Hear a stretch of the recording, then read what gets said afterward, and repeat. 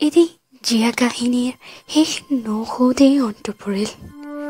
পূৰ্ণিমাৰ জোনাক আঁতৰি হঠাৎ নামি আহিল অমাৱস্যাৰ ৰাতি।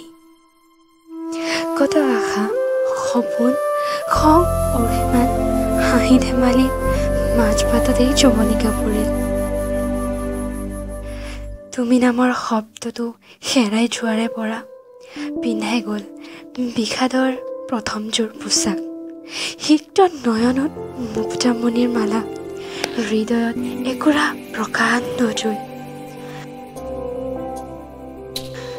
সঁচাকৈ সময়বোৰ কেতিয়া কেনেকৈনো ইমান সলনি হৈ গ'ল ধৰিবগেই নোৱাৰিলোঁ। তীব্ৰবেগী ধুমুহাজাকে হেপাহেৰে বজোৱা সপোনৰ ঘৰখন চুৰমাৰ কৰি থৈ গ'ল। দিগহাৰা হৈ হাবাথুৰি খাইছোঁ নিজক বিচাৰি।